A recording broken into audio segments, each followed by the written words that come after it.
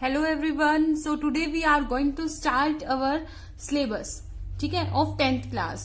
और जो इस वीडियो अब हमारा ये जो सेशन रहेगा, इसमें सिर्फ और सिर्फ हम क्या करेंगे, 10th क्लास की केमिस्ट्री, ठीक है, 10th केमिस्ट्री जो है वो हम पढ़ेंगे। ओके, तो फर्स्टली क्या है, हमें अपने सिलेबस का पता होना चाहिए कि जो हमारी 10th है, उस 10th की जो साइंस है, ठीक है, जो हम साइंस पढ़ते हैं 10th की, उसके अंदर जो केमिस्ट्री है उसका कितना पार्टीशन है, कौन कौन से चैप्टर हैं जो हमें थ्रू आउट द सेशन पढ़ने हैं। Got it. तो अगर मैं बात करूं कि केमिस्ट्री के कितने चैप्टर रहेंगे, वो रहेंगे हमारे पास 5 चैप्टर्स, ठीक है, जिसमें जो पहला चैप्टर रहेगा हमारा बच्चों, वो रहेगा chemical reactions and equations. Chemical reactions and equations, got it. उसके बाद में मैं सेकेंड चैप्टर की बात करूंगी, वो रहेगा हमारा एसिड बेसिस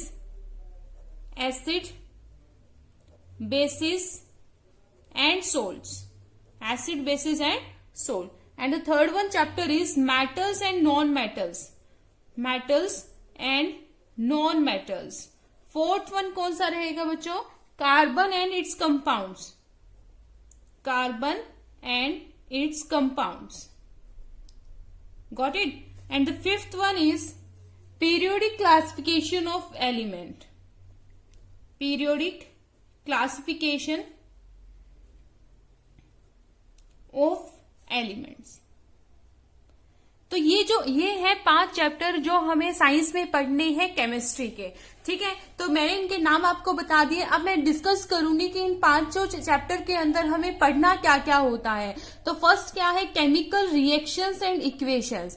दैट मीन्स देखिए, हम लोग फिजिकल प्रॉपर्टीज, केमिकल प्रॉपर्टीज बहुत ज्यादा पढ़ चुके हैं, इनके बारे में मतलब काफी कुछ पढ़ चुके हैं।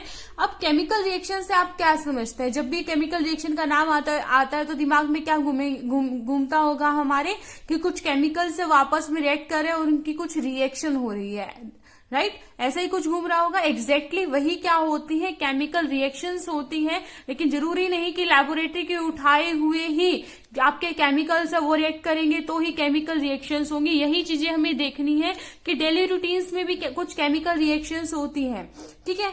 तो वो उन्हीं केमिकल रिएक्शंस के बारे में हमें इस चैप्टर के अंदर पढ़ना है। टाइप ऑफ केमिकल रिएक्शंस क्या होती हैं, मतलब कि कितने टाइप की केमिकल रिएक्शन तो होती है, पर क्या उसके कुछ टाइप भी होते हैं, वो जो different type of chemical reaction भी जो है वो हम पढ़ेंगे। और डेली रूटीन में कहाँ कहाँ हमें केमिकल रिएक्शंस देखने को मिलती है, वो भी हम इस चैप्टर में पढ़ेंगे। सेकेंडली इस इक्वेशन, इस वर्ड का क्या मीनिंग है बच्चे, इस वर्ड इक्वेशन का मतलब क्या है। जैसे आप मैथमेटिक का कोई भी क्वेश्चन सॉल्व करते हैं, ठीक है, क्वेश्चन सॉल्व करेंगे, आपका टीचर आपको बोलता है 4 + 5 क्या होगा, 9 होगा। तो आप उसको कैसे लिखेंगे, आप लिखेंगे 4 + 5 = 9। आप इसी तरीके से लिखेंगे। ये क्या है, उसके सिंबॉलिक रिप्रेजेंट है, यानी कि एडिशन को आप इस सिंबल से रिप्रेजेंट करते हो, 4 को इससे, 5 को इससे, और इक्वल को इससे, और 9 को इससे, यानी कि आपने हर एक वर्ड को एक पर्टिकुलर सिंबल से रिप्रेजेंट किया है। ऐसे ही क्या है, हमारी केमिस्ट्री के अंदर जो केमिकल्स हैं उनके भी कुछ सिंबल्स होते हैं, तो उनके जो उनके बीच में जो केमिकल रिएक्शन होती है उनको सिंबॉलिक फॉर्म में लाकर एक इक्वेशन बनाई जाती है। जैसे ये मैथमेटिकल इक्वेशन मैंने बनाई है, तो वो इक्वेशन कैसे हम बनाते हैं, वो चीज भी हम इस चैप्टर में पढ़ेंगे। Got it. अब बाद में आता है हमारा सेकेंड चैप्टर। तो इस second chapter acid basis and salt के बारे में पढ़ेंगे। तो एसिड आप लोगों ने नाम सुना होगा थोड़ा बहुत कि एसिड क्या होते हैं, बेसिस क्या होते हैं। कोई आपसे पूछ लेते हैं कि भाई जो आपका जो ऑरेंज है उसके अंदर कोई एसिड होता है, इस वजह से वो क्या होता है, खट्टा होता है। तो उनके बारे में क्या है, हम थोड़ा सा और डिटेल में जानेंगे कि कोई भी सब्सटेंस होगा उसको आप देखकर, टेस्ट करके या स्मेल करके किस तरीके से बता सकते हैं कि उसका नेचर कैसा है, वो एसिडिक है, बेसिक है या सोल्ट है। ये भी जानेंगे कि एसिड, बेसिस और सोल्ट होते क्या है, उनकी फिजिकल प्रॉपर्टी क्या है, उनकी केमिकल प्रॉपर्टीज क्या है, यानी कि किसी के साथ रिएक्ट करके वो क्या रिजल्ट हम लोगों को देते हैं, ठीक है। उनकी स्ट्रेंथ कितनी है, मान लो आपके सामने 2 एसिड रख दिए जाए तो उनमें से स्ट्रॉन्ग वाला कैसे होगा, वीक कौन सा होगा, वीक वाला कौन सा होगा, तो उसको आइडेंटिफाई कैसे करेंगे वो हम इस चैप्टर के अंदर पढ़ेंगे, ठीक है। उसके बाद में आता है थर्ड चैप्टर आता है मेटल एंड नॉन मेटल के ऊपर। तो मेटल और नॉन मेटल की कुछ फिजिकल प्रॉपर्टी आप आज तक पढ़ते आए, आप कहते हैं कि मेटल हार्ड होता है, नॉन मेटल हार्ड नहीं होता है, मेटल डक्टाइल होता है, नॉन मेटल डक्टाइल नहीं होता, मेटल मैलिएबल होता है, नॉन मेटल मैलिएबल नहीं होता। तो इस तरीके की कुछ फिजिकल प्रॉपर्टीज आप लोग पढ़ चुके हैं। इस चैप्टर के अंदर हम क्या पढ़ेंगे, इस चैप्टर में हम मेटल और नॉन मेटल की फिजिकल प्रॉपर्टी के साथ साथ उनकी केमिकल प्रॉपर्टीज भी पढ़ेंगे। केमिकल प्रॉपर्टीज का मतलब क्या है, यहाँ पर अगर इनकी रिएक्शन करवाई जाए तो ये किस तरीके के रिजल्ट देंगे। साथ में हम लोग क्या पढ़ेंगे, इनके एक्सट्रैक्शन के बारे में पढ़ेंगे। एक्सट्रैक्शन का मतलब ये हमें मिले कैसे, मिलते कहाँ से, हमें ये अर्थ क्रस्ट से मिलते हैं। कहाँ से मिलते हैं बच्चे, अर्थ क्रस्ट से मिलते हैं। अर्थ क्रस्ट से जो चीज मिलती है उनको हम क्या बोलते हैं, मिनरल्स बोलते हैं। अगर उन मिनरल्स में क्या हो, मेटल की क्वांटिटी ज्यादा हो तो उनको हम क्या कह देते हैं, ओर्स कह देते हैं। Got it. तो जो ओर होते हैं उसमें क्या है, हम ये कहते हैं कि जो मेटल होते हैं उनकी क्वांटिटी ज्यादा है, बट डजंट मीन कि वो सारे के सारा मेटल ही होता है। उसमें क्या है, मेटल की क्वांटिटी ज्यादा है तो उसमें से हम मेटल को अलग करते हैं, यानी कि उस ओर को प्योरीफाई कराते हैं और उसमें से मेटल का एक्सट्रैक्शन कराते हैं। तो मेटल एक्सट्रैक्ट करने की प्रोसेस क्या क्या है, कौन कौन से मेथड होंगे, ठीक है, वो सब हम इसके अंदर पढ़ेंगे इस चैप्टर के अंदर डिटेल में। Got okay. उसके बाद में जो फोर्थ चैप्टर आता है वो आता है carbon and its compound and one of the most important chapter of this of your science. ठीक है, तो कार्बन एंड इट्स कंपाउंड से क्या समझते हैं आप लोग कि अब हमारे आसपास जितनी भी चीजें हैं, लाइक मैं ये पेन की बात करती हूँ, ठीक है, कोई पॉलीथीन है, आपके जो कपड़े हैं, फाइबर है, मतलब ये सारी की सारी चीजें किससे बनी है, मतलब उनका जो सबसे जो बेसिक कंपोनेंट क्या है वो क्या है, कार्बन है। ठीक है, किसी पॉलीथीन की बात करती हूँ तो उसमें कुछ इथीन होते हैं, मैं कहूंगी उसमें भी कार्बन के एटम्स में प्रेजेंट होंगे। तो यानी कि अब ऐसा क्या है कार्बन में, कार्बन की कौन सी जो मेन प्रॉपर्टी है जिसकी वजह से सभी कंपाउंड उसी से बने हुए हैं। तो एक तो वो चीज यहाँ पर पढ़ेंगे। दूसरा, चलो हमने कार्बन की जो क्वालिटी है वो चीज देख ली कि मेन प्रॉपर्टी थी, इस वजह से कार्बन के कंपाउंड्स बनते जा रहे हैं। तो कार्बन के कौन कौन से कंपाउंड बनते हैं, ठीक है, उनकी नेमिंग हम लोग कैसे करेंगे, उनके बीच में रिएक्शंस कैसे होंगी, तो वो सारी जो डिटेल है वो हम इस चैप्टर के अंदर पढ़ेंगे। ठीक है, इसके बाद में आता है आपका फिफ्थ चैप्टर, वो आता है पीरियोडिक क्लासिफिकेशन ऑफ एलिमेंट्स। तो पीरियोडिक टेबल नाम आपने सुना होगा, राइट। हमारे केमिस्ट्री के अंदर टोटल कितने एलिमेंट्स है, 118, 118 एलिमेंट है। लाइक आपने hydrogen, carbon, nitrogen, helium, neon, तो इस तरीके के एलिमेंट्स टोटल कितने हैं, 118, 118 एलिमेंट प्रेजेंट है। तो इतने सारे एलिमेंट जो हैं उनकी प्रॉपर्टीज को याद रखना, उनकी रिएक्शंस को याद रखना, ठीक है, तो बहुत ज्यादा डिफिकल्टी हो गई थी। तो इस तरीके से क्या किया, इनको एक पर्टिकुलर मैनर में अरेंज किया गया कि इनकी जो प्रॉपर्टीज है, इनकी केमिकल रिएक्शंस है, इनके बारे में मतलब जितनी भी हमारे पास डिटेल है उनको हम एक इजी तरीके से क्या कर सके, लर्न कर सके। क्योंकि इतने सारे एलिमेंट्स की सभी प्रॉपर्टी याद करना अपने आप में एक डिफिकल्ट टास्क होता है। सो दैट्स वाई क्या किया गया, इतने सारे एलिमेंट्स की एक पर्टिकुलर टेबल बनाई गई और उस टेबल का एक मैनर वाइज, एक पर्टिकुलर मैनर वाइज क्या है, उनको अरेंज किया गया। तो वो किस तरीके से उनको अरेंज किया गया और क्या क्या उनकी प्रॉपर्टीज है एलिमेंट की, उनको उन्हीं मैनर में क्यों अरेंज किया गया, वो सभी क्या है, यानी कि पूरा पीरियोडिक टेबल के बारे में जो है हम यहाँ पर स्टडी करेंगे। ठीक है बच्चों, तो ये क्या था, एक छोटा सा इंट्रोडक्शन था आपका किसका, 10th क्लास की साइंस में जो आपको केमिस्ट्री के चैप्टर पढ़ने हैं उनके बारे में। दोबारा बताती हूँ, टोटल 5 चैप्टर्स है जो हमें केमिस्ट्री में पढ़ने हैं। First one is chemical reaction and equation, second one is acid basis and salt, third one is metal and non metal, fourth one is carbon and its compound and the fifth one is periodic classification of element. तो ये chapter क्या है, हमें पढ़ने हैं। आज हम क्या करेंगे, आज छोटा सा जो अपना जो हमारे फर्स्ट जो चैप्टर है वो स्टार्ट करेंगे। छोटा सा इंट्रोडक्शन उस चैप्टर का लेकर चलेंगे, थोड़ा सा स्टडी करेंगे इसके बारे में। तो let's start your first chapter which is क्या है बच्चों, केमिकल रिएक्शंस एंड इक्वेशन। ठीक है, ये क्या है हमारा फर्स्ट चैप्टर जो हमें पढ़ना है। तो आप लोग देखो, मैंने कहा कि केमिकल रिएक्शन सिर्फ लैब के अंदर दो केमिकल आपस में मिल गए रिएक्शन हो गई तो हमेशा उसी को हम केमिकल रिएक्शन नहीं बोलते।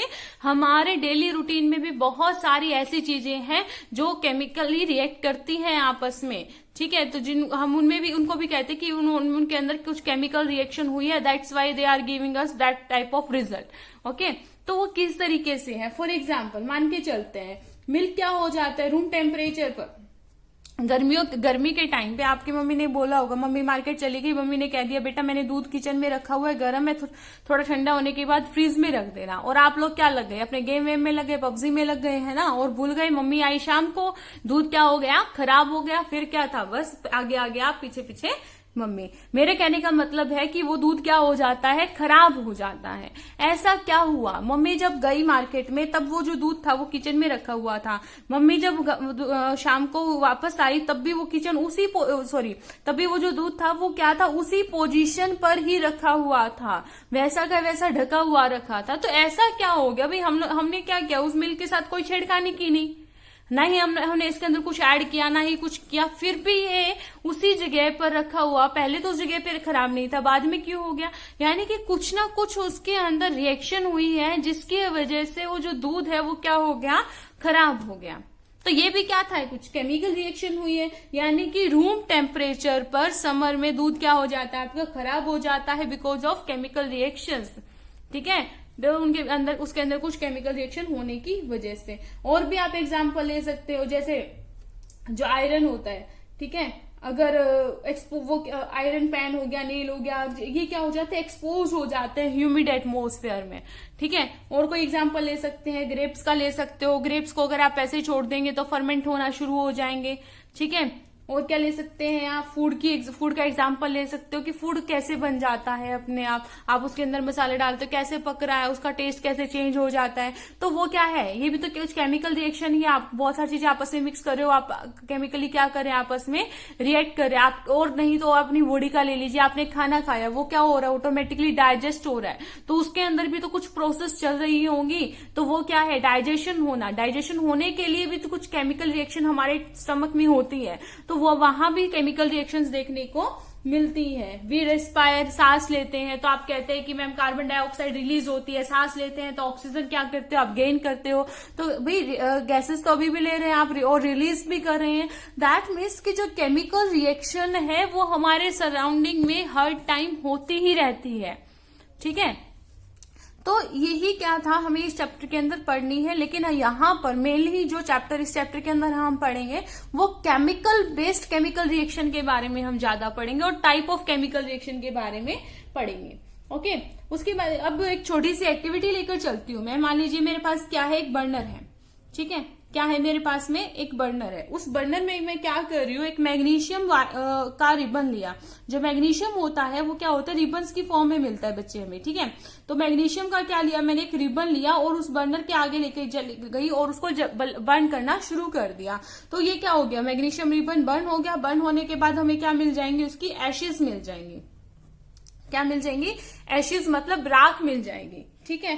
तो जो एशेज होंगी वो कैसी होंगी, व्हाइट कलर की होंगी। तो जब ये रिएक्शन हो रही थी, यानी कि जब ये बर्न हो रहा था, तो हम लोगों ने ऑब्जर्व किया कि यहाँ पर व्हाइट कलर की डेजलिंग स्मोक, यानी कि गाढ़ी सी, ठीक है, स्मोक रिलीज हो रही थी, ठीक है। और लास्ट में हमें क्या मिल गया, उस मैग्नीशियम की एशेज मिल गई, ठीक है। इसके साथ साथ मैं एक और क्या लेके चलती हूँ, एक और एक्टिविटी लेके चलती हूँ। उस एक्टिविटी में मैंने क्या लिया, एक कॉनिकल फ्लास्क ले ली, ठीक है। क्या ले ली मैंने, एक कॉनिकल फ्लास्क ले ली। उस कॉनिकल फ्लास्क के अंदर मैंने एक एसिड ले लिया। एसिड कौन सा लिया बच्चे, मैंने HCl ले लिया, ठीक है। क्या ले लिया, HCl ले लिया, ठीक है, या फिर सल्फ्यूरिक एसिड ले सकते हो, कुछ भी ले सकते हो। डाइल्यूटेड HCl ले लिया, डाइल्यूट सल्फ्यूरिक एसिड ले लिया और उसके अंदर मैंने क्या डाल दिए, जिंक ग्रेनुअल्स डाल दिए। क्या डाल दिए बच्चे, जिंक ग्रेनुअल्स डाल दिए। ग्रेनुअल्स का मतलब जिंक के छोटे छोटे टुकड़े डाल दिए। तो यहां से भी कुछ रिएक्शंस ऑब्जर्व होंगी। इसके अलावा मैंने क्या किया बच्चे, एक और रिएक्शन करवाई। मैंने क्या ले लिया, लेड नाइट्रेट लिया। क्या ले लिया, लेड नाइट्रेट लिया और का सॉल्यूशन लिया, किसमें, एक टेस्ट ट्यूब के अंदर। एक टेस्ट ट्यूब ली मैंने, उस टेस्ट ट्यूब के अंदर क्या डाल दिया बच्चों, मैंने लेड नाइट्रेट डाल दिया PbNO3, और उसके अंदर मैंने क्या ऐड कर दिया, पोटेशियम आयोडाइड ऐड कर दिया, पोटेशियम आयोडाइड, ठीक है, दैट इज Ki, ठीक है। तो अब हमें क्या ऑब्जर्व होगा, तो यहां पर हमारे पास 3 एक्टिविटी है, इन तीनों एक्टिविटी पर हम क्या पढ़ेंगे, केमिकल रिएक्शंस के बारे में पढ़ेंगे। फर्स्ट केस में क्या हुआ, मैग्नीशियम जला। आपको पता है कि किसी भी सब्सटेंस को बर्न होने के लिए एक पर्टिकुलर चीज की रिक्वायरमेंट होती ही होती है, which is oxygen. Without oxygen क्या है, कोई भी चीज बर्न नहीं होती, ये आपको बहुत अच्छे से पता भी है, ठीक है। दैट मीन्स कि अगर ये मैग्नीशियम है, वो अगर जला है, किसकी प्रेजेंस में जला है, O2 ऑक्सीजन की प्रेजेंस में जला है। देखो पहले इसकी जो स्टेट, ठीक है, बाद में आपको क्या मिल गया, एशेस मिल गई। तो पहले क्या था, ये एक सॉलिड फॉर्म में था, ठीक है, और लास्ट में जो इसको आपको जो प्रोडक्ट मिला वो क्या मिला, एक पाउडर फॉर्म का प्रोडक्ट मिला, जिसके दौरान क्या हुआ, व्हाइट डेजलिंग स्मोक रिलीज हुई, ठीक है। इसके अंदर देखिए आपको क्या ऑब्जर्वेशन मिली, सेकेंड एक्टिविटी के अंदर, जो आपकी सेकेंड एक्टिविटी है, इसमें आपको क्या देखने को मिला, जब आपने एक HCl के अंदर जिंक के ग्रेनुअल्स डाले, तो इसमें एक पर्टिकुलर जो गैस थी वो क्या हुई, इवोल्व हुई, और जो जिंक ग्रेनुअल्स थे वो क्या होने शुरू हो गए, इसके अंदर मेल्ट होने लग गए, या फिर ये बोल सकते हो मिक्स होने लग गए, क्योंकि एसिड था। एसिड ये कौन सा होता है, स्ट्रॉन्ग होता है। हाउएवर मैंने डाइल्यूट एसिड लिया है, लेकिन फिर भी क्या है, ये क्या कर जाएगा, जिंक क्या है, मेटल के साथ रिएक्ट कर जाएगा और क्या करेगा, गैस इवोल्व करेगा। डाइल्यूटेड का मतलब होता है बच्चे, उसकी जो कंसंट्रेशन है, यानी कि जो उसका हार्मफुलनेस थी, उसको हमने थोड़ा कम कर दिया बाय एडिंग वाटर, ये होता है डाइल्यूशन का मतलब। थर्ड केस में मैंने क्या किया, लेड नाइट्रेट लिया था, उसमें मैंने पोटेशियम आयोडाइड डाल दिया, तो यहां से मुझे क्या मिल जाता है, पोटेशियम, यहां से मुझे क्या मिल जाता है, यहां से PbNO3 है, तो यहां से मुझे मिलेगा पोटेशियम, क्या मिलेगा, पोटेशियम नाइट्रेट प्लस में लेड आयोडाइड, ठीक है, पोटेशियम नाइट्रेट प्लस में लेड आयोडाइड, ये चीज मुझे यहां पर मिली। तो अब जैसे ही आप क्या करेंगे, लेड नाइट्रेट के अंदर पोटेशियम आयोडाइड ऐड करते हो, ऐसे सब्सटेंसेस जो क्या रखते हो, लेड रखते हो, और उसकी रिएक्शन अगर आप पोटेशियम आयोडाइड से करवा देते हैं, तो वो क्या हो जाता है, हमें येलो कलर देता है, और येलो कलर के क्या मिलते हैं, प्रेसिपिटेट मिलना शुरू हो जाते हैं। प्रेसिपिटेट क्या होते हैं, यानी कि एक हार्ड सब्सटेंस होते हैं, एक इनसोल्यूबल सब्सटेंस होते हैं, ठीक है। जैसे आप चॉक पाउडर को पानी में डालते हो तो जो पार्टिकल्स आपको उसमें दिखते हैं, इसी तरीके से जो लेड नाइट्रेट होता है बच्चे, वो बिल्कुल क्लियर सॉल्यूशन होता है, बिल्कुल साफ सॉल्यूशन होता है, लेकिन आप उसमें जैसे ही पोटेशियम आयोडाइड Ki डालते हो, तो वो क्या हो जाता है, सॉल्यूशन थोड़ा गाढ़ा हो जाता है और येलो कलर का हो जाता है, और छोटे छोटे येलो कलर के पार्टिकल्स दिखने लग जाते हैं। वो इनसोल्यूबल होते हैं, इनसोल्यूबल है तभी तो हमें दिख रहे हैं, सोल्यूबल होते तो क्या रहते, ट्रांसपेरेंट ही रहता हमारा सॉल्यूशन, होमोजीनियस ही रहता, ठीक है। तो येलो कलर की पीपीटी हमें वहां पर नजर आए। तो इन तीनों एक्टिविटी का अगर ओवरऑल कंक्लूजन में कहूं आपको, तो ये कह सकते हैं कि कहीं किसी भी एक्टिविटी के दौरान केमिकल रिएक्शन हुई या नहीं हुई, वो हमें कैसे पता चलता है, वो हमें कैसे पता चलेगा, कुछ इंडिकेशंस तो मिलेंगे।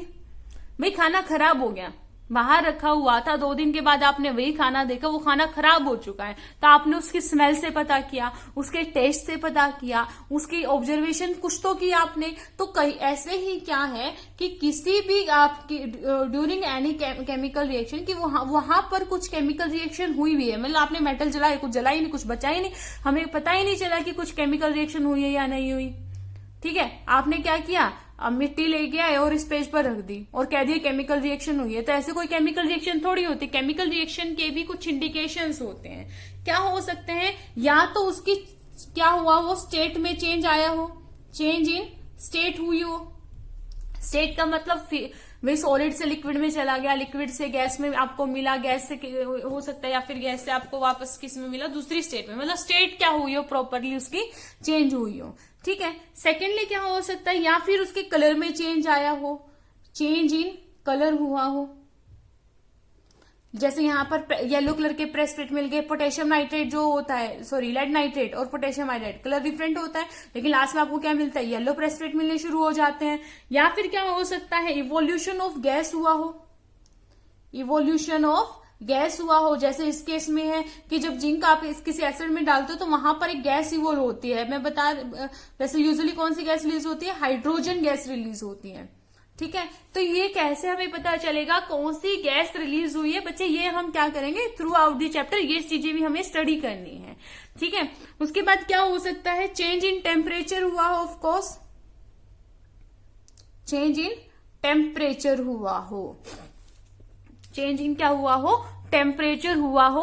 जैसे ही हम क्या डालते हैं, यहाँ पर जिंक आपने डाला तो यहाँ पर इस सॉल्यूशन का जो टेम्परेचर है बच्चे वो भी क्या हो जाता है, इंक्रीज हो जाता है, कुछ केसेस में डिक्रीज भी हो जाता है। तो अब आप कहेंगे कि मैम यूं तो अगर चेंज इन स्टेट की बात की जाए तो आइस भी तो मेल्ट होती है, लेकिन वो तो फिजिकल चेंज होता है, केमिकल चेंज तो नहीं होता है। तो बच्चे यहाँ पर जो स्टेट की मैं बात कर रही हूँ तो आप लोगों को ये भी पता है कि केमिकल चेंज हम उसको भी बोलते हैं जो नेचर में क्या हो, इरिवर्सिबल हो। यानी कि आप इस पाउडर से वापस तो मेटल नहीं बना सकते ना, वापस से तो मैग्नीशियम की रिबन नहीं बना सकते हैं। तो वो चीजें भी हमें साथ साथ ऑब्जर्व करनी होती है, दैट इज केमिकल रिएक्शन हुई है या नहीं हुई। तो इस तरीके की कुछ इंडिकेशन हमें दिखाई देती है, तो वहां से हम आइडिया लगा सकते हैं कि केमिकल रिएक्शन हुई है या फिर नहीं हुई। थोड़ा सा मैं आपको बता देती हूँ कि केमिकल चेंज या फिजिकल चेंज से आप क्या समझते हैं। तो किसी भी सब्सटेंस की चलो फिजिकल प्रॉपर्टी और केमिकल प्रॉपर्टी क्या होती है, चलो ये भी क्या है बच्चे आगे आगे डिटेल में पढ़ते रहेंगे, जैसा जैसा क्या होगा हमारा चैप्टर आगे बढ़ता रहेगा। ठीक है, तो यहां से तो पता चला हमें कि केमिकल रिएक्शन कैसे हुई है या नहीं हुई, कैसे पता चलेगा। Got it. तो ये बात तो थी केमिकल रिएक्शन की। अगर मैं बात करूं किसकी, केमिकल इक्वेशन की, किसकी बात करूं बच्चे, केमिकल इक्वेशन की बात करूं, तो इसमें मैं फर्स्ट एक्टिविटी का एग्जांपल उठाती हूँ। फर्स्ट एक्टिविटी में क्या किया था, मैग्नीशियम रिबन को जलाया गया था और में क्या मिल गया था, एशिज मिल गई थी मैग्नीशियम की। बट वो एशिज में एशिज क्या थी, वो एशिज कोई प्रोडक्ट तो था, कौन सा केमिकल था, वो था मैग्नीशियम ऑक्साइड। क्या था, मैग्नीशियम ऑक्साइड। तो अगर आप इस तरीके की कोई रिएक्शन कर रहे हैं तो आप उसको कैसे लिखेंगे, क्या आप ये लिखेंगे firstly we took magnesium ribbon and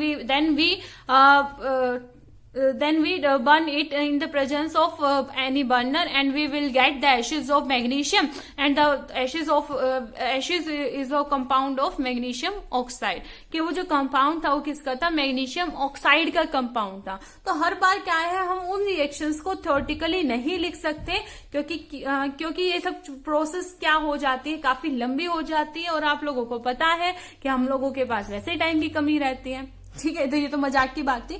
मतलब क्या है, किसी भी चीज को इजीली अंडरस्टूड करने के लिए देखो, अगर आप लिखोगे तो भी टाइम लगेगा और किसी ने आपको लिख के दिया है तो आपको पहले वो पूरी रिएक्शन पढ़ने में भी टाइम लगेगा। जैसे मैंने कहा कि 4 और 5 को आपने ऐड किया तो ये अंडरस्टूड है ना, ये क्या है, अंडरस्टूड है। फटाफट किसी को ऐसे लिख देगा तो आप समझ जाओगे कि भाई 4 और 5 को ऐड किया गया और क्या किया गया, 9 बना दिया गया, 9 आ गया आपका आंसर। तो इसी तरीके से हर एक केमिकल रिएक्शंस की भी इक्वेशन बना दी गई ताकि वो क्या हो जाए, अच्छे से समझ में आनी शुरू हो जाए। ठीक है, तो उसके लिए क्या बनाएगी, इक्वेशंस बनाएगी। तो इक्वेशन में अगर मैं बात करूं तो पहली आती है वर्ड इक्वेशन, वर्ड इक्वेशन। ठीक है, तो आप क्या करेंगे, मैग्नीशियम लिया आप लोगों ने, क्या लिया बच्चे, मैग्नीशियम लिया। और आपने कहा था कि मैम मैग्नीशियम रिबन को क्या किया, बर्न किया, जलाया गया। जलता किसकी प्रेजेंस में है, ऑक्सीजन की प्रेजेंस में। यानी कि जो चीजें शुरू में ली गई उसको हम क्या कर देते हैं, एडअप कर देते हैं। एडअप के लिए आप क्या लगाते हैं, प्लस साइन। इससे आपको जो प्रोडक्ट मिलेगा वो क्या मिलेगा, मैग्नीशियम ऑक्साइड। क्या मिलेगा, मैग्नीशियम ऑक्साइड। मैथमेटिक्स में जो आपको प्रोडक्ट मिलता है उसके लिए आप इक्वल टू का साइन लगाते हैं।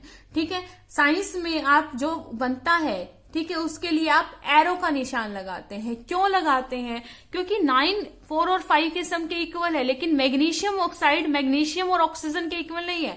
मतलब आप मैग्नीशियम ऑक्साइड से वापस मैग्नीशियम और ऑक्सीजन तो नहीं ले सकते ना, तो इस वजह से हम यहाँ पर एरो का निशान लगाते हैं। तो इनके पर्टिकुलर मतलब क्या होते हैं, इस एरो का मतलब होता है टू फॉर्म, कि हमें क्या मिला। ठीक है, इस एरो के जो लेफ्ट साइड में जो भी होता है वो कहलाते हैं रिएक्टेंट। क्या कहलाते हैं? रिएक्टेंट। एरो के जो राइट साइड में होता है उनको हम कहते हैं प्रोडक्ट। ठीक है, लेफ्ट साइड वाले को हम कहते हैं रिएक्टेंट और राइट साइड वाले को हम कहते हैं प्रोडक्ट। रिएक्टेंट का मतलब होता है जो रिएक्ट करेंगे, ठीक है, और प्रोडक्ट का मतलब होता है रिएक्ट करने के बाद जो हमें मिलता है वो हमारा क्या होता है? प्रोडक्ट होता है। तो इस तरीके से क्या है, हम किसी भी केमिकल रिएक्शन को क्या करते हैं, क्या करते हैं बच्चे, हमेशा हम रिप्रेजेंट करते हैं। ठीक है, तो याद रखिएगा जो आपका रिएक्टेंट होता है वो एरो के हमेशा लेफ्ट हैंड साइड पे, प्रोडक्ट हमेशा कहाँ पे होगा, कहां पर होगा? राइट हैंड साइड पे होगा। ठीक है, लेकिन क्या है, आलसी हम बहुत ज्यादा है, हम क्या है इसको भी मतलब वर्ड इक्वेशन तो है लेकिन इसको आप प्रॉपर केमिकल इक्वेशन नहीं कह सकते, क्योंकि इनके लिए भी क्या है, अब आप इसको ऐसे लिखेंगे क्या 4, क्या इसको आप ऐसे लिखेंगे 5, आप इसका ऐसे लिखेंगे 9, नहीं ऐसे नहीं लिखते। यानी कि इस 4 का भी एक सिंबल है विच इज दिस, ठीक है, 5 का भी सिंबल है। और इन द वर्ल्ड, आप वर्ल्ड के किसी भी कॉर्नर में चले जाइए, या आपने अगर ऐसे लिख दिया तो इसको हर कोई 4 ही कहेगा, इसको 5 ही कहेगा, इसको 9 ही कहेगा। यानी कि इनके लिए क्या कर दिए गए, कुछ सिंबल्स फिक्स कर दिए गए और वही symbols through out the world use किए जाते हैं। ऐसे ही हमारे साइंस के अंदर जो एलिमेंट्स है उनके सिंबल्स फिक्स कर दिए गए। कुछ आपने पढ़े हुए हैं 9th में, 20 तक भी कैल्शियम तक आपने पढ़े होंगे, तो उनके सिंबल्स फिक्स कर दिए गए, उन्हीं सिंबल्स को लेकर हम चलते हैं। तो यहां पर वही हम लिखेंगे कि यहां पर मैग्नीशियम क्या हो जाएगा आपका Mg, फिर ऑक्सीजन, ऑक्सीजन आपको पता है कभी अकेला नहीं आता, हमेशा किस फॉर्म में रहता है, मॉलिक्यूलर फॉर्म में रहता है, दैट मीन्स O2। ठीक है, यहां से आपको क्या मिल जाता है, मैग्नीशियम ऑक्साइड MgO। अब आप कहेंगे मैम क्या अब हमारी ये केमिकल इक्वेशन तैयार हो गई? नहीं, केमिकल इक्वेशन अभी भी तैयार नहीं हुई। सबसे पहले हमें क्या लिखना था, रिएक्टेंट लिखना था, कहां पर, एरो के लेफ्ट साइड में, फिर प्रोडक्ट हमें मिल गया राइट साइड में। साथ साथ हमें इनकी क्या मेंशन करनी होती है बच्चे, स्टेट मेंशन करनी होती है। ठीक है, स्टेट मतलब किस स्टेट में है, तो उसके लिए अगर सॉलिड स्टेट में है तो ब्रैकेट में स्मॉल s से रिप्रेजेंट करेंगे, लिक्विड स्टेट में है तो स्मॉल l से रिप्रेजेंट करेंगे, गैसियस स्टेट में है तो स्मॉल g से रिप्रेजेंट करेंगे। तो मैग्नीशियम आपका सॉलिड स्टेट में आता है, ऑक्सीजन आपका गैसियस स्टेट में आता है, मैग्नीशियम ऑक्साइड आपका पाउडर फॉर्म है तो उसको हम सॉलिड स्टेट में ही क्या करके चलेंगे, कंसीडर करके चलेंगे। अब आप मेरे से फिर से पूछेंगे कि मैम क्या केमिकल इक्वेशन तैयार हो गई? अभी भी हमारी जो केमिकल इक्वेशन है वो तैयार नहीं हुई है, क्योंकि बच्चे एक बार के लिए अगर आप स्टेट लिखना भूल जाते हैं तो वो आपकी बात मानी जा सकती है, वो उसको करेक्ट किया जा सकता है। लेकिन यहाँ पर किसी भी केमिकल रिएक्शन के अंदर एक लॉ लगता है, अगर आपकी वो केमिकल रिएक्शन उस लॉ को फॉलो नहीं कर रही है that means your chemical reaction is wrong. और वो जो लॉ है उससे आप काफी फैमिलियर हैं, which is law of conservation of mass, law of conservation of mass. ये आपने पढ़ा हुआ है, law of conservation of mass क्या कहता है, during any chemical or physical change, during any chemical or physical change, mass can neither be created nor be destroyed।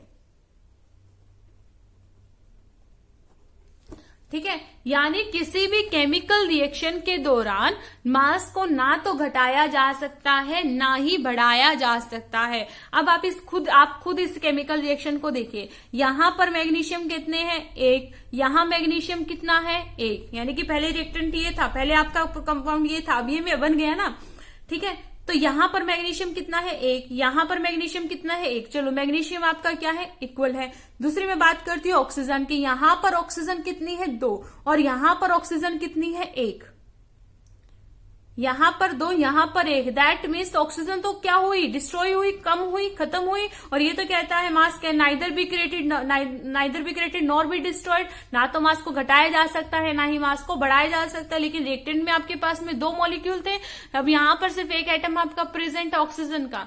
ठीक है, यानी कि ऑक्सीजन में क्या आई, कमी आई। तो ये आपकी जो ये केमिकल रिएक्शन है ये law of conservation of mass को फॉलो नहीं कर रही। अब इसी को मैं क्या कर दूं, Mg plus O2 gives MgO। यहां पर 2 लगा दिया और यहां पर मैंने क्या लगा दिया, 2 लगा दिया। अब देखिए 2 मैग्नीशियम यहां पर है, 2 मैग्नीशियम यहां पर है, यहां पर 2 ऑक्सीजन है और ये 2 इससे भी तो मल्टीप्लाई होगा और ऑक्सीजन भी कितने हैं, 2 है। दैट मीन्स आपके जितने भी यहां पर एटम या मॉलिक्यूल थे, अब रिएक्टेंट और प्रोडक्ट साइड दोनों ही साइड क्या है, इक्वल है। तो अब मैं कह सकती हूं कि ये law of conservation of mass को क्या कर रहा है, फॉलो कर रहा है। तो अब ये क्या है, आपकी एक कंप्लीट केमिकल इक्वेशन बन चुकी है। ठीक है, तो आई होप यहां तक आपको केमिकल इक्वेशन के बारे में पता चला होगा और साथ साथ आपके दिमाग में एक क्वेश्चन भी चल रहा होगा कि मैम आपने यहां पर 2 कैसे लगा दिए।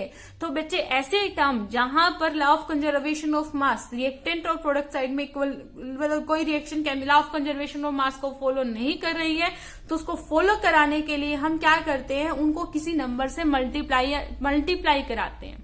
दोनों साइड करा सकते हैं, डिपेंड करता है किस साइड कितनी रिक्वायरमेंट है। और उस टर्म को हम क्या बोलते हैं, बैलेंसिंग करना। ठीक है, यानी कि दोनों तरफ मास क्या होना चाहिए, इक्वल होना चाहिए, यानी कि मास को बैलेंस करना, और उसको हम कहते हैं बैलेंसिंग।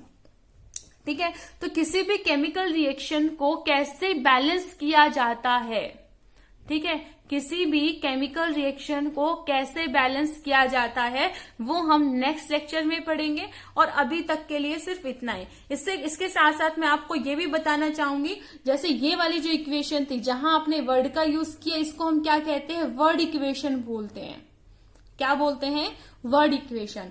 ये जो इक्वेशन थी जहां पर आपने सिर्फ एक प्रॉपर इक्वेशन तैयार की है, ठीक है, बैलेंस नहीं है, law of conservation of mass को फॉलो नहीं कर रही है, लेकिन आपने एक रूपरेखा बोलते हैं इसको, रूपरेखा तैयार कर लेना, इस तरीके की रिएक्शन हुई, ऐसा प्रोडक्ट मिला, बस बैलेंस करना रह गया।